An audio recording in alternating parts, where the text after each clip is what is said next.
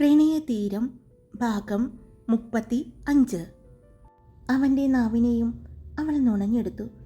കണ്ണുകളടച്ച് അവൾക്ക് വിധേയനായി നിന്നു കൊടുത്ത ആദി അവളുടെ നാവ് അവൻ്റെ നാവിൽ മുട്ടിയതും പിടച്ചിലൂടെ അവൻ കണ്ണു തുറന്നു. അവൾ കണ്ണു തുറന്ന് തന്നെ അവൻ്റെ നാവിനെ അവളുടെ നാവിനാൽ ചുഴറ്റിയെടുത്തു. അവൻ ആ ചുംബനത്തിൽ നിന്നും അവൻ്റെ കൈകൾ അവളുടെ ഇടുപ്പിൽ മുറുകി. അവൻ്റെ ശരീരത്തിൽ വരുന്ന മാറ്റങ്ങൾ അവൾ തിരിച്ചറിയുന്നുണ്ടായിരുന്നു. അവൻ്റെ വിഷമത്തെയും സങ്കടങ്ങളെയും എല്ലാം ആവാഹിക്കുന്നത് പോലെയുള്ള ഒരു ചുംബനായിരുന്നു അവളുടെ. ഇത്രയും നേരം ഉണ്ടായിരുന്ന പിരിമുറുക്കവും ടെൻഷനും എല്ലാം തന്നിൽ നിന്നും ഒഴിഞ്ഞു പോകുന്നത് ആദി തിരിച്ചറിയുന്നുണ്ടായിരുന്നു. കല്യാണി അവളുടെ ചുണ്ടുകൾ ഒരു തൂവൽ പോലെ അവൻ്റെ ചുണ്ടുകളെ തഴുകിക്കൊണ്ട് അടർന്നു മാറി അവൻ്റെ മുഖത്തേക്ക് നോക്കി. ആദിയേട്ടാ, എന്താണ് ടെൻഷനെന്നൊന്നും എനിക്കറിയില്ല. പക്ഷേ എൻ്റെ ആദിയേട്ടൻ ഇങ്ങനെ ടെൻഷൻ അടിച്ചിരിക്കുന്നത് കാണുമ്പോൾ, വീർപ്പ് മുട്ടി നിൽക്കുന്നത് കാണുമ്പോൾ എൻ്റെ നെഞ്ചാണ് പിടയുന്നത്. അവൾ അവൻ്റെ രണ്ട് കവിളിലും കൈവച്ചുകൊണ്ട് പറഞ്ഞു. അവൻ അവളെ കണ്ണുകളിലേക്ക് തന്നെ നോക്കി. ശരിയാണ്, ഇത്രയും നേരം താൻ അനുഭവിച്ച ടെൻഷൻ.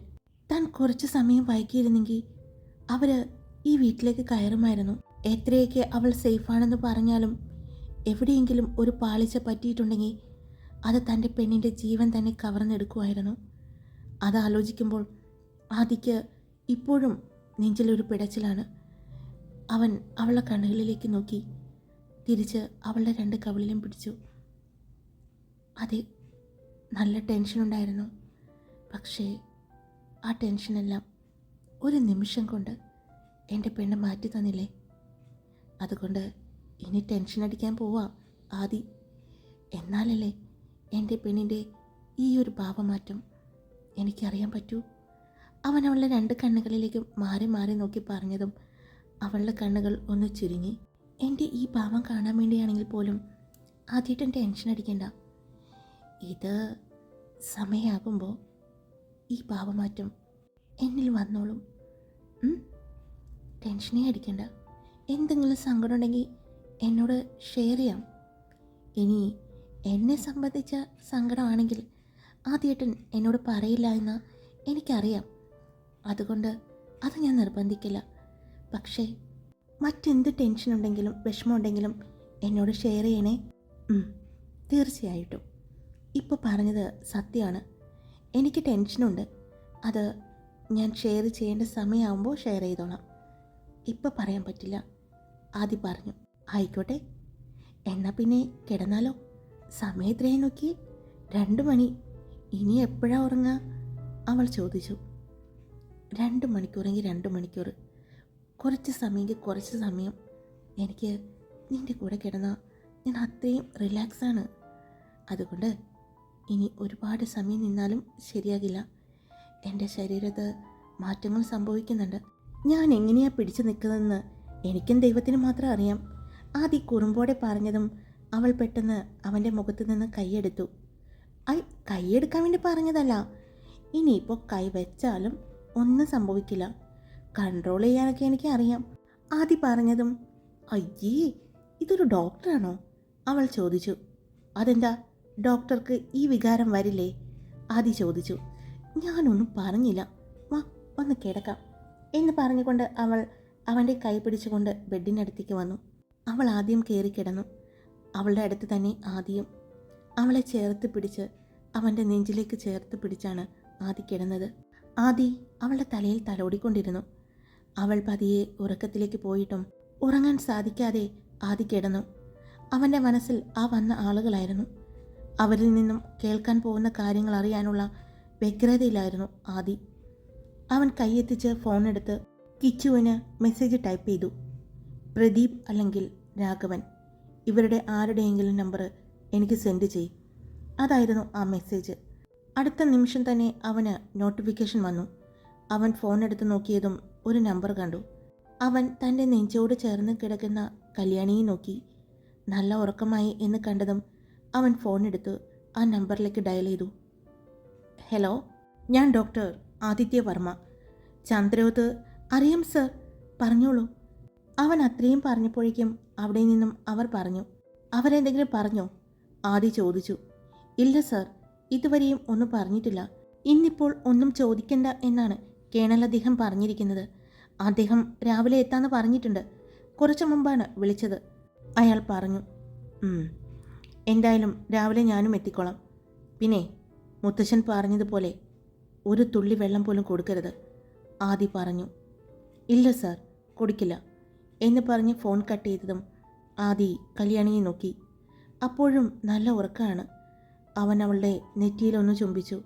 ഫോൺ മാറ്റി വെച്ചുകൊണ്ട് അവളെ വീണ്ടും തന്നിലേക്ക് മുറുകെ ചേർത്ത് പിടിച്ചുകൊണ്ട് അവൻ കിടന്നു. അവൻ്റെ മനസ്സ് ശാന്തമായി. തൻ്റെ പെണ്ണ് കണ്ടറിഞ്ഞ് അത്രത്തോളം തൻ്റെ മനസ്സിനെ ശാന്തമാക്കിയിരിക്കുന്നു എന്ന് ആദിക്ക് തോന്നി. രാവിലെ കല്യാണി കണ്ണു തുറക്കുമ്പോൾ അടുത്ത് ആദിയെ ഉണ്ടായിരുന്നില്ല. അവൾ ചുറ്റുമൊന്ന് നോക്കി. പിന്നെ സമയം നോക്കിയപ്പോൾ 9 മണി. അയ്യോ എന്ന് പറഞ്ഞ് അവൾ ചാടി എഴുന്നേറ്റു. പിന്നെയാണ് ഇന്ന് സാറ്റർഡേ ആണെന്ന് അവൾക്ക് ഓർമ്മ വന്നത്. അവൾ ഫോൺ എടുത്ത് നോക്കി. അതിൽ ഒരു മെസ്സേജ് ഉണ്ടായിരുന്നു. പതിയെ എഴുന്നേറ്റാൽ മതി, ഇന്ന് സാറ്റർഡേ അല്ലേ, കോളേജിൽ പോകണ്ടല്ലോ എന്നുള്ള അവൻ്റെ മെസ്സേജ് കണ്ടതും അവളുടെ ചുണ്ടിൽ ഒരു പുഞ്ചിരി വിരിഞ്ഞു. തൊട്ട് താഴെയായി good morning my dear Wi-Fi എന്നുള്ള മെസ്സേജ് കൂടിയുണ്ട്. അത് കണ്ടതും അവൾ തിരിച്ച് good morning my dear husband എന്ന് പറഞ്ഞ് അവളും തിരിച്ച് മെസ്സേജ് ഇട്ടു. അപ്പോഴേക്കും കല്യാണിയുടെ ഫോൺ റിങ് ചെയ്തു. എന്താ കല്ലു, ഇന്നലെ ഉറങ്ങാൻ വൈകിയോ? ആദ്യേട്ടൻ വീട്ടിലുണ്ടായിരുന്നില്ല എന്ന് ഞാൻ അറിഞ്ഞു. നിൻ്റെ അടുത്തെങ്ങാനും വന്നിട്ടുണ്ടായിരുന്നോ? ദേവുവിൻ്റെ ചോദ്യം കേട്ടതും കല്യാണി ഒന്ന് ചിരിച്ചു. നീ ഇപ്പോൾ ഇത് ചോദിക്കാനാണോ വിളിച്ചത്? ആദ്യേട്ടൻ ഹോസ്പിറ്റലിൽ എങ്ങാനും ഉണ്ടായിട്ടുണ്ടാകും, അവൾ പറഞ്ഞു. അത് ശരിയാ, ആദ്യേട്ടൻ്റെ ഹോസ്പിറ്റൽ എവിടെയാണെന്ന് എനിക്ക് നന്നായിട്ടറിയാം. മോളിന്നെന്താ രാവിലെ അമ്പലത്തിൽ വരാതിരുന്നത്? ഉറങ്ങിപ്പോയോ? രാത്രി ഉറങ്ങാൻ ലേറ്റായോ? ദേവ് ചോദിച്ചതും നീ പോടി അവിടുന്ന്, നീ ഇങ്ങോട്ട് വരുന്നുണ്ടോ? കല്യാണി ചോദിച്ചു. പിന്നെ ഞാൻ ദാ വരാണ്, നീ വെച്ചേ, വന്നിട്ട് വേണം ഇതിലും കഴിക്കാൻ.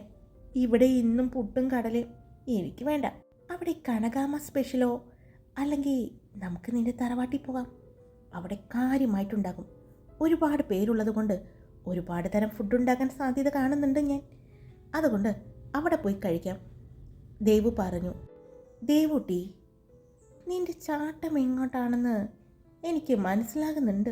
ആ, നീ എന്നോട് പറയുമെന്ന് ഞാൻ നോക്കട്ടെ, കല്യാണി പറഞ്ഞു. പറയാൻ പറ്റിയ ഒരാൾ നിൻ്റെ കാര്യം ഞാൻ കണ്ടുപിടിച്ചപ്പോഴല്ലേടി ഞാൻ അറിയുന്നത്. അതിനു മുമ്പ് നീ കമ്മാന്നൊരക്ഷരം എന്നോട്, സോറി ആദി എന്ന 2 അക്ഷരം നീ എന്നോട് പറഞ്ഞായിരുന്നോ? ഇല്ലല്ലോ. എന്നിട്ട് എൻ്റേത് കണ്ടുപിടിക്കാൻ വന്നിരിക്കുന്നു. ഞാൻ നിന്നോട് പറയില്ല, കെട്ടി ഒരു കൊച്ചുമായിട്ട് ഞാൻ നിന്നോട് പറയൂ, നോക്കിക്കോ, ദേവു പറഞ്ഞുകൊണ്ട് ഫോൺ കട്ട് ചെയ്തു. അത് കേട്ട് കല്യാണിക്ക് ചിരി വന്നു. അവൾ വേഗം തന്നെ വാഷ്റൂമിൽ പോയി കുളിച്ച് ഫ്രഷായി വന്നപ്പോഴേക്കും ആദിയുടെ മെസ്സേജ് ഉണ്ടായിരുന്നു. കല്ലു, ബ്രേക്ക്ഫാസ്റ്റ് ഇവിടെ നിന്ന് കഴിക്കാം, ഇങ്ങോട്ട് പോര് എന്നുള്ള മെസ്സേജ് കണ്ടതും കനകാമേ, ഞാൻ ദേ തറവാട്ടിലേക്ക് പോവാണേ, ബ്രേക്ക്ഫാസ്റ്റ് അവിടെ നിന്ന് കഴിച്ചോളാം, കല്യാണി പറഞ്ഞു.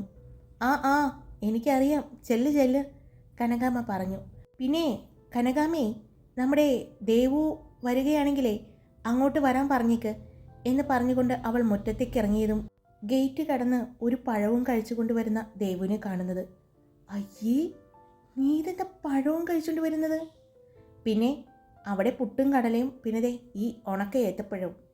ഇങ്ങോട്ട് വരുമ്പോൾ വെറുതെ നടക്കുമ്പോൾ ബോറടിക്കുമല്ലോ എന്ന് വിചാരിച്ച് ഈ പഴം എടുത്ത് കൈ പിടിച്ചതാ, അവൾ പറഞ്ഞു. കൊള്ളാം, നീ റോഡിലൂടെ ഇത് കഴിച്ചോണ്ടാ വന്നത്? അതെ, ഒരുപാട് ദൂരമൊന്നുമില്ലല്ലോ, ഈ വഴി പോയി ഒന്ന് വളഞ്ഞ എൻ്റെ വീടല്ലേ, അവിടെ നിന്ന് ഇവിടം വരെ കഴിച്ചുകൊണ്ടെന്ന് വെച്ച് ആരും ഒന്നും പറയില്ല. നിനക്ക് വേണോ? അതിനിത് തീർന്നല്ലോ. ഇല്ല, ഒരെണ്ണം കൂടിയുണ്ട് എന്ന് പറഞ്ഞ് അവൾ അവളുടെ പാൻറ്റിൻ്റെ പോക്കറ്റിൽ നിന്നും ഒരു പഴമെടുത്ത് കല്യാണിക്ക് നേരെ നീട്ടി. അയ്യേ, ഇതെന്തൊരു സാധനമാണ്, എനിക്ക് വേണ്ട. അല്ല, നീ അച്ചുവിനെ വിളിച്ചിട്ടുണ്ടായിരുന്നോ? ദേവു ചോദിച്ചു. ഞാൻ വിളിച്ചിരുന്നു, അവളോട് ഇങ്ങോട്ട് വരാൻ പറഞ്ഞിട്ടുണ്ട്. അവളുടെ അമ്മ കിടന്ന് എന്തൊക്കെയോ പറയുന്നുണ്ടെന്ന്, അവിടെ ഇരുന്ന് അവൾക്ക് വട്ട് പിടിക്കുന്നു പറഞ്ഞു. ഞാനപ്പോൾ സോനുവിനെ വിളിച്ച് പറഞ്ഞു അവളെ പോയി കൊണ്ടുവരാൻ. 2 പേരും കൂടി വരാമെന്ന് പറഞ്ഞിട്ടുണ്ട്. 2 പേരും കൂടി സംസാരിച്ച് മുത്തച്ഛൻ്റെ വീട്ടിലേക്ക് കടന്നപ്പോഴേ കണ്ടു പുറത്തേക്ക് ഇറങ്ങി വരുന്ന കിരണിനെയും കിഷോറിനെയും കലേഷിനെയും. ഇതെവിടെ പോവാ എല്ലാവരും കൂടി? അവൾ ചോദിച്ചു. അത്യാവശ്യമായിട്ട് ഒരു സ്ഥലം വരെ പോകാനുണ്ട്. എവിടെയായിട്ടാ? അതൊക്കെയുണ്ട്. മുത്തശ്ശനും ഉണ്ട്. മുത്തശ്ശൻ മാത്രമല്ല, അച്ഛനും ഉണ്ട്, കിച്ചു പറഞ്ഞു. എല്ലാവരും കൂടി എന്തോ ഒരു കോളടിച്ച ലക്ഷണം ഉണ്ടല്ലോ, കല്യാണി പറഞ്ഞു. അതെ, നീ ഒരുപാട് ഈ കുഞ്ഞിത്തല പുകയ്ക്കാതെ രാവിലെ തന്നെ ചെന്ന് എന്തെങ്കിലും കഴിക്ക്, കിച്ചു പറഞ്ഞു. അതെ, നല്ല വിശപ്പുണ്ട്, വാ കല്ലു എന്ന് പറഞ്ഞുകൊണ്ട് ദേവു അവളുടെ കയ്യിൽ പിടിച്ചതും കല്യാണി അവളെ ഒന്ന് നോക്കി. നീയല്ലേ ഇപ്പോൾ ഒരു ഏത്തപ്പഴം കഴിച്ചത്? കല്യാണി ചോദിച്ചു. ഒരു ഏത്തപ്പഴമൊക്കെ എന്താവാനാ എൻ്റെ മോളെ ഇതിൻ്റെ വയറ്റിൽ എന്ന് ചോദിച്ചുകൊണ്ട് പടികൾ ഇറങ്ങി വരുന്ന കല്യാണിനെ കണ്ടതും ദേവുവും കല്യാണിയും അങ്ങോട്ട് നോക്കി. എന്നാൽ പിന്നെ ഇനി നിങ്ങളായി നിങ്ങളുടെ പാടായി, ഞങ്ങൾ ഇറങ്ങാണ്. അപ്പോഴേക്കും മുത്തശ്ശനും അങ്ങോട്ട് വന്നു. മോളെ, എന്തെങ്കിലും കഴിച്ചായിരുന്നോ മോളെ? മുത്തശ്ശൻ ചോദിച്ചു. ഇല്ല മുത്തശ്ശ, ഇന്ന് എഴുന്നേൽക്കാൻ കുറച്ച് ലേറ്റായി, അവൾ പറഞ്ഞു. ആണോ? എന്നാൽ പോയി കഴിക്കട്ടോ, മുത്തശ്ശൻ വേഗം വരാട്ടോ എന്ന് പറഞ്ഞുകൊണ്ട് മുത്തശ്ശൻ പുറത്തേക്ക് ഇറങ്ങിയതും കൂടെ ആനന്ദ് മേനോനും വന്നു. അച്ഛാ, ആ മോളെത്തിയോ? മോളെ, ഇന്ന് കോളേജിലൊന്നും പോകുന്നില്ലല്ലോ, അച്ഛൻ ചോദിച്ചു. അച്ഛാ, ഇന്ന് സാറ്റർഡേ ആണ്. അതെ, ഇന്ന് വേറെ എന്തെങ്കിലും കാര്യത്തിന് വീട്ടിൽ നിന്ന് ഇറങ്ങുന്നുണ്ടോ പുറത്തേക്ക്? അച്ഛൻ ചോദിച്ചു. ഇതുവരെയും അങ്ങനെ ഒരു പ്ലാൻ ചെയ്തിട്ടില്ല, കല്യാണി പറഞ്ഞു. എന്നാൽ ഇന്ന് ഇങ്ങോട്ടും പോകണ്ട കേട്ടോ, ഇവിടെ ഇരിക്കെ, ഞങ്ങൾ പോയിട്ട് വേഗം വരാം, കല്യാണിയുടെ അച്ഛൻ പറഞ്ഞതും ശരി എന്ന് പറഞ്ഞ് അവരെല്ലാവരും കൂടി പുറത്തേക്ക് ഇറങ്ങിയതും കല്യാൺ അവിടെ തന്നെ നിന്നു. അയ്യോ, അവർ ഈ സാധനത്തിനെ കൊണ്ടുപോയില്ലല്ലോ എന്ന് പറഞ്ഞുകൊണ്ട് ദേവു പുറത്തേക്ക് പോകുന്നവരെ നോക്കി. പിന്നെ അടുത്ത് നിൽക്കുന്ന കല്യാണിനെ ചൂണ്ടിക്കാണിച്ചു. ഡി, ഞാനെന്താ സാധനം എന്ന് പറഞ്ഞത്? ഞാൻ പോകുന്നില്ല, അവരെ പോകുന്നുള്ളൂ, കല്യാൺ പറഞ്ഞു. ഓ അങ്ങനെ, ഞാൻ വിചാരിച്ച് ചേട്ടനെ അവർ കൊണ്ടുപോകാൻ മറന്നു പോയതാണെന്ന്. കല്ലു, വിശക്കുന്നു, ബാ എന്ന് പറഞ്ഞുകൊണ്ട് ദേവു അവളുടെ കയ്യിൽ പിടിച്ച് വലിച്ചതും മുത്തശ്ശിയും അമ്മമാരും അവരുടെ കൂടെ തന്നെ ഡൈനിങ് റൂമിലേക്ക് പോയി. അല്ല, നിങ്ങളുടെ കൂടെ 2 വാലുകൾ കൂടി ഉണ്ടായിരുന്നല്ലോ, എവിടെ? സൂയിസൈഡുകാരിയെ കണ്ടില്ലല്ലോ, കല്യാൺ ചോദിച്ചു. ഏട്ടാ വേണ്ട, അവൾ അറിഞ്ഞുകൊണ്ടല്ല ചെയ്തതെന്ന് ഏട്ടൻ അറിയാലോ, പിന്നെ എന്തിനാ ഏട്ടൻ അവളെ അങ്ങനെ വിളിക്കുന്നത്, കല്യാണി അല്പം ദേഷ്യത്തിൽ പറഞ്ഞു. കല്ലു, നീ വഴക്ക് പറയാതെ. മുത്തശ്ശി, ഇന്നിവിടെ ചേനയോ ചേമ്പോ ആയിരുന്നോ കറി? ദേവു ചോദിച്ചത് കേട്ടതും മുത്തശ്ശി അവളെ നോക്കി. ഇല്ല, ഇന്ന് സാമ്പാറുണ്ടായിരുന്നോ? ദേവു ചോദിച്ചു. ഉണ്ടായിരുന്നു. സാമ്പാറിലെങ്ങാനും ചേനയോ ചേമ്പോ എന്തെങ്കിലും ഇട്ടിട്ടുണ്ടായിരുന്നോ? അവൾ ചോദിച്ചു. ഇല്ല. എന്നിട്ടും ഇങ്ങേർക്കെന്താ ഇത്ര ചൊറിച്ചില്? ഞാൻ വിചാരിച്ച് ചേന എങ്ങാനും കടിച്ചിട്ടുണ്ടാവുമെന്ന്, അതിൻ്റെ ചൊറിച്ചിലാണെന്നാണ് കരുതിയത്. ദേവു പറഞ്ഞപ്പോഴാണ് അവൾ പറഞ്ഞു വന്നത് എന്താണെന്ന് എല്ലാവർക്കും മനസ്സിലായത്. എല്ലാവരും കല്യാണിനെ നോക്കി ചിരിച്ചു. കല്യാണിനും കാര്യം മനസ്സിലായതും അവൻ അവളെ ദേഷ്യത്തിൽ നോക്കി. വല്ല കാര്യം ഉണ്ടായിരുന്നോ നിനക്ക് എന്ന് ചോദിച്ചുകൊണ്ട് കല്യാണിയുടെ അമ്മ അവൻ്റെ കയ്യിലൊന്നടിച്ചു. വാ മക്കളെ, ആ കുട്ടികൾ വന്നില്ലല്ലോ, വരുവോ? മുത്തശ്ശി ചോദിച്ചു. പിന്നെ വരാതെ, അവിടെ നിന്ന് പുറപ്പെട്ടിട്ടുണ്ട്, എത്താൻ സമയമായിട്ടുണ്ട്, ദേവു പറഞ്ഞു. എന്നാ മക്കൾ വാ, വന്ന് ഭക്ഷണം കഴിക്ക് എന്ന് പറഞ്ഞ് മുത്തശ്ശി അവരെ ഡൈനിങ് റൂമിലേക്ക് കൊണ്ടുപോയി. അവർ ഭക്ഷണം കഴിച്ച് അവിടെ നിന്നും എഴുന്നേറ്റപ്പോഴാണ് സോനുവും അച്ചുവും കൂടി വന്നത്. എന്തു പറ്റി? ഇവളുടെ മുഖം വിഷമിച്ചിരിക്കുന്നെന്താ? ദേവു അച്ചുവിനെ കണ്ടതും ചോദിച്ചു. അവളുടെ വീട്ടിൽ അമ്മ അവൾ വലിച്ചു വാരി ഭക്ഷണം കഴിച്ചിട്ടാണ് ഫുഡ് പോയ്സൺ അടിച്ചതെന്നൊക്കെ പറഞ്ഞ് അവളെ ഒരുപാട് വഴക്ക് പറഞ്ഞു. ആ പെണ്ണൊന്നും കഴിച്ചിട്ടുമില്ല, സോനു പറഞ്ഞു. കല്യാണി അച്ചുവിൻ്റെ കയ്യിൽ പിടിച്ചു. നീ ഇങ്ങോട്ട് വന്നേ, നമുക്കറിയാലോ കാര്യം, വാ ഞാൻ എടുത്തു തരാം എന്ന് പറഞ്ഞുകൊണ്ട് കല്യാണി അവളെയും കൊണ്ട് ഡൈനിങ് റൂമിലേക്ക് പോയതും, കല്ലു, നിൻ്റെ ഈ തറവാട്ടിൽ വെച്ചെടുത്ത എൻഗേജ്മെൻറ്റിൻ്റെ ആൽബം എവിടെയാ? ദേവു ചോദിച്ചു. അത് റൂമിലുണ്ടാകും, എന്നാ ഞാനത് എടുത്തിട്ട് വരാവേ എന്ന് പറഞ്ഞുകൊണ്ട് ദേവു മുകളിലേക്ക് പടികൾ കയറിപ്പോയി. അവിടെ സോനുവും കല്യാണിയും ഇരുന്നു കൊണ്ട് അച്ചുവിന് ഭക്ഷണം കൊടുക്കുകയായിരുന്നു. ഒരുപാട് വഴക്ക് പറഞ്ഞോടാ? കല്യാണി ചോദിച്ചു. അത് പിന്നെ അങ്ങനെയൊക്കെ പറയും, ഞാനിപ്പോൾ അതൊന്നും മൈൻഡാക്കാറില്ല. ആ, അത് പറഞ്ഞപ്പോഴാ, ഇന്നലെ എന്നെ ശരത്തേട്ടൻ വിളിച്ചിട്ടുണ്ടായിരുന്നു രാത്രി, അച്ചു പറഞ്ഞതും കല്യാണി അവളെ നോക്കി. എന്തിന്? അത് ആദ്യം ചോദിച്ചു വന്നത്, ഇനി നിനക്ക് വിനോദിനെ വേണ്ടേ, നീ പൂർണ്ണമായിട്ടും അവനെ വിടാൻ തന്നെ തീരുമാനിച്ചോ എന്നൊക്കെ ചോദിച്ചിട്ടുണ്ടായിരുന്നു. പക്ഷേ സംസാരം ചെന്ന് നിന്നത് നിന്നിലായിരുന്നു. എന്നിലോ? കല്യാണി ചോദിച്ചു. അതെ. അത് കേട്ടുകൊണ്ടാണ് അങ്ങോട്ട് ആദിത്യ വരുന്നത്. എന്താ ശരത്ത് കല്യാണിയെപ്പറ്റി ചോദിച്ചത്? ആദി ചോദിച്ചു. ഡോക്ടർ ഇവിടെ ഉണ്ടായിരുന്നോ? അച്ചു ചോദിച്ചു. ഞാനുണ്ടായിരുന്നു. ഒരു എമർജൻസി വീഡിയോ കോൾ ഉണ്ടായിരുന്നു. അത് കഴിഞ്ഞിട്ട് വന്നതാണ് ഞാൻ. ആദി പറഞ്ഞുകൊണ്ട് കല്യാണിയുടെ അടുത്തിരുന്നു. എന്താ ശരത്ത് ചോദിച്ചത്? അത് ആദ്യേട്ടൻ്റെയും കല്യാണിയുടെയും വിവാഹം ഉറപ്പിച്ചോ? അത് എന്നത്തേക്ക് ഉണ്ടാകും? പിന്നെ കല്യാണിയുടെ ഫാമിലിയെക്കുറിച്ച് അങ്ങനെ കുറേ ചോദിച്ചു. എന്നിട്ട് താനെന്ത് പറഞ്ഞു? ആദ്യം അറിയില്ല എന്നൊക്കെ പറഞ്ഞ് ഒഴിഞ്ഞു മാറാൻ നോക്കി. പക്ഷേ എന്നെ വിടുന്ന ലക്ഷണം ഉണ്ടായിരുന്നില്ല. എനിക്ക് എല്ലാ കാര്യങ്ങളും അറിയാമെന്ന് പറഞ്ഞപ്പോൾ അവസാനം ഞാൻ പറഞ്ഞു, അതെ എനിക്കെല്ലാം അറിയാം. ഡോക്ടർ ആദിത്യയുടെയും കല്യാണി എന്ന കാർത്തിക മേനോൻ്റെയും വിവാഹം കഴിഞ്ഞതാണെന്നും അവരിപ്പോൾ ഇവിടെ ഒരു ഫംഗ്ഷൻ വയ്ക്കാൻ പോവുകയാണെന്നും എന്നെല്ലാം ഞാൻ പറഞ്ഞു. എന്നെ ഒത്തിരി പറഞ്ഞു ദേഷ്യം പിടിപ്പിച്ചു ആദ്യേട്ടാ. ശരത്ത് മാത്രമല്ല, വിനോദം ഉണ്ടായിരുന്നു, കൃഷ്ണ, അർജുൻ അവരെല്ലാവരും ഉണ്ടായിരുന്നു എന്ന് തോന്നുന്നു. എന്നെ അങ്ങനെ വല്ലാതെ ഇറിറ്റേറ്റ് ചെയ്തു. നമ്മളെക്കൊണ്ട് ഇങ്ങനെ ദേഷ്യം പിടിപ്പിച്ച് കാര്യങ്ങൾ പറയിപ്പിക്കാമെന്ന് പറയില്ലേ, അതുപോലെയായിരുന്നു. അവസാനം ഗതി കെട്ട് അവരുടെ പ്ലാൻ വിജയിച്ചു.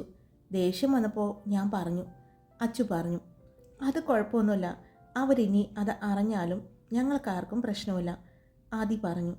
ശരത്ത് മോളോട് സംസാരിച്ചു കൊണ്ടിരുന്നപ്പോൾ അവിടെ കൃഷ്ണയും അർജുനും ഈ പറയുന്ന വിനോദും എല്ലാം ഉണ്ടായിരുന്നു എന്ന് എങ്ങനെയാ അച്ചുവിന് മനസ്സിലായത്? ആദി ചോദിച്ചു. അത് എന്നോട് ഒരു കാര്യങ്ങൾ പറയുമ്പോൾ നീ ഒന്ന് വിടേണ്ട ശരത്തെ. അവൾ ഇപ്പം പറയും പഠിച്ച കള്ളി അവൾ മാത്രമല്ല അവളുടെ കൂട്ടത്തിലെ എല്ലാം എന്നെല്ലാം കൃഷ്ണ പറയുന്നുണ്ടായിരുന്നു. കൃഷ്ണയുടെ ശബ്ദം ഞാൻ തിരിച്ചറിഞ്ഞതാണ്. പിന്നെ നീ രക്ഷപ്പെട്ടു വിനോദേ, അല്ലെങ്കിൽ അവൾമാരുടെ പിടിയിൽ പെട്ടുപോയേനെ എന്നെല്ലാം അർജുനും പറയുന്നുണ്ടായിരുന്നു. അവരുടെ എല്ലാം ശബ്ദം ഞങ്ങൾക്കറിയാലോ, അച്ചു പറഞ്ഞു. ആദി അതെല്ലാം കേട്ടു ഒന്ന് മൂളി. അവൻ ഫോണെടുത്ത് വേഗം കിഷോറിനെ വിളിച്ചു. എന്തായി? അവനിതെല്ലാം പറഞ്ഞോ? ഇല്ല ആദി, 3 പേരെയും 3 സ്ഥലത്താക്കിയിട്ടാണ് ചോദ്യം ചെയ്യുന്നത്. എന്താണ് പറയുന്നത് എന്ന് നോക്കാലോ. 3 പേരും ഒരുപോലെയാണ് പറയുന്നതെന്ന് നോക്കാൻ വേണ്ടി മുത്തശ്ശൻ്റെ പ്ലാനിങ് ആണ്, കിച്ചു പറഞ്ഞു. നല്ല കാര്യം, സത്യം പറയിപ്പിക്കണം. ഇതിന് പിന്നിൽ ആരാണെന്ന് അവരെ കൊണ്ട് പറയിപ്പിച്ചേ പറ്റൂ. ഇനിയും എൻ്റെ പെണ്ണിനെ എനിക്ക് ആലോചിക്കാൻ വയ്യ കിച്ചു, ആദി പറഞ്ഞു. നീ ഇങ്ങോട്ട് വരുന്നുണ്ടോ? കിച്ചു ചോദിച്ചു. ഞാൻ വരികയാണ്, ഒരു 10 മിനിറ്റ്, അതിനുള്ളിൽ ഞാൻ അങ്ങോട്ട് ഇറങ്ങാം, ആദി പറഞ്ഞു. ശരി. പിന്നെ കിച്ചു, ഞാൻ ഒരാളെപ്പറ്റി അന്വേഷിക്കാൻ നിന്നോട് പറഞ്ഞിട്ടുണ്ടായിരുന്നില്ലേ, അതെന്തായി? ഞാനൊരാളെ ഏൽപ്പിച്ചിട്ടുണ്ടായിരുന്നു, ഞാനൊന്ന് വിളിച്ചു നോക്കട്ടെ. എന്താടാ, എന്തെങ്കിലും? അതെ, എത്രയും പെട്ടെന്ന് നീ അവൻ്റെ ഡീറ്റെയിൽസ് എനിക്ക് അയക്കേ എന്ന് പറഞ്ഞുകൊണ്ട് ആദി ഫോൺ കട്ട് ചെയ്തു. എന്നാ നിങ്ങളിരിക്കുക, എനിക്ക് അത്യാവശ്യമായിട്ട് ഒന്ന് ഹോസ്പിറ്റലിൽ വരെ പോകണം. പോയിട്ട് വേഗം വരാം, ഉച്ചയാവുമ്പോഴേക്കും ഞാൻ വരാം, ആദി കല്യാണി നോക്കിക്കൊണ്ട് പറഞ്ഞു. അപ്പോൾ ഇന്ന് പോകുന്നില്ല എന്ന് പറഞ്ഞിട്ട്? കല്യാണി ചോദിച്ചു. മോളെ കല്ലു, നിന്നെ കെട്ടാൻ പോകുന്നതേ ഡോക്ടർ ആദിത്യ വർമ്മയാണ്. അതുകൊണ്ട് പുള്ളിയെ വീട്ടിലിരുത്താമെന്നുള്ള ചിന്തയുണ്ടെങ്കിൽ നടക്കില്ല കേട്ടോ. ചിലപ്പോൾ രാത്രി ഉറങ്ങിക്കിടക്കുമ്പോൾ വരെ ആൾക്ക് കോള് വന്നാൽ ആൾ എഴുന്നേറ്റ് പോകും. ആളൊരു ഡോക്ടറാണ്, എമർജൻസി വന്നാൽ ആൾക്ക് പോയേ പറ്റുമല്ലോ. അതുകൊണ്ട് ഇപ്പോൾ ഫ്രീ ആണ്. അയ്യോ, എനിക്ക് ഇന്നത്തെ ദിവസം മുഴുവൻ തന്നതല്ലേ, എന്നിട്ട് പോണോ എന്നുള്ള പരാതി പറച്ചിലൊന്നും വേണ്ട കേട്ടോ, അച്ചു പറഞ്ഞു. എനിക്കറിയാം, ഞാൻ ചോദിച്ചെന്നേ ഉള്ളൂ, എനിക്കങ്ങനെ വാശിയൊന്നുമില്ല, കല്യാണി പറഞ്ഞു. അതെ, എൻ്റെ കൊച്ചിന് എന്നെ നന്നായിട്ടറിയാം എന്ന് പറഞ്ഞുകൊണ്ട് ആദി അവളുടെ നെറ്റിയിലൊന്ന് ചുംബിച്ചു. ഇവിടെ പ്രായപൂർത്തിയായ സുന്ദരി പെൺകുട്ടികൾ ഇരിക്കുന്നത് ഈ ഡോക്ടർ കാണുന്നില്ലാവോ? സോനു പറഞ്ഞതും ഞാനതിന് വേറെ ഒന്നും ചെയ്തില്ലല്ലോ. എന്തു പറ്റി? നിങ്ങൾ എന്തെങ്കിലും വേറെ പ്രതീക്ഷിച്ചോ? ആദി 2 പിരികവും പൊക്കി ചോദിച്ചതും കല്യാണി അവൻ്റെ കയ്യിൽ ഒന്ന് പതിയെ തല്ലി. അയ്യേ, ഈ ഡോക്ടർക്കൊരു നാണമില്ല കേട്ടോ, അച്ചു പറഞ്ഞു. ഞാൻ എന്തിനാ നാണിക്കേണ്ടത്? ഇതെൻ്റെ സ്വന്തം പ്രോപ്പർട്ടിയാണ്, ഞാൻ താലി കെട്ടിയ എൻ്റെ പെണ്ണ്. ആദി അത് പറഞ്ഞപ്പോൾ ശബ്ദം താഴ്ത്തിയത് കണ്ടതും അപ്പോൾ പേടിയുണ്ട്, താലി കെട്ടിയത് എന്ന് എല്ലാവരും അറിഞ്ഞ ഡോക്ടറെ പഞ്ഞിക്കിടുമെന്നുള്ള പേടിയുണ്ടല്ലേ? അച്ചു ചോദിച്ചതും ഒരു പേടിയുമില്ല, അവരുടെ സന്തോഷത്തിന് വേണ്ടി മാത്രമാണ് 4 ആളറിഞ്ഞ് വീണ്ടും അങ്ങനെ ഒരു ചടങ്ങിന് ആദ്യം നിന്ന് കൊടുക്കുന്നത്. അല്ലെങ്കിൽ ദേ ഇവള് ഇന്ന് എൻ്റെ കൂടെ ഉണ്ടായേനെ, എൻ്റെ ഭാര്യയായിട്ട് ഈ ആദിത്യവർമ്മയുടെ വീട്ടിൽ, അവൻ പറഞ്ഞു. അത് ശരിയാ. അല്ല, ആദ്യേട്ടൻ എവിടെ പോകണമെന്ന് പറഞ്ഞല്ലേ? പോയേ, മതി ഇനി സംസാരിച്ചുകൊണ്ട് നിന്നത് എന്ന് പറഞ്ഞുകൊണ്ട് കല്യാണി അവനെ ഉന്തിത്തള്ളി വിട്ടു. അല്ലെങ്കിൽ ഇനിയും ഇവിടെ നിന്ന് സംസാരിച്ചാൽ ഇവളുമാർ എല്ലാം കൂടി പറഞ്ഞ് കോളമാക്കും എന്ന് തോന്നി. അല്ല, നിങ്ങളുടെ ഒരാളുണ്ടായിരുന്നല്ലോ, എവിടെ? ആര്? ദേവുവാണോ? ആൽബം എടുക്കാൻ പോയിരിക്കുന്നു. അവൾക്കെന്തോ നോക്കാനാണെന്നാണ് പറഞ്ഞത്.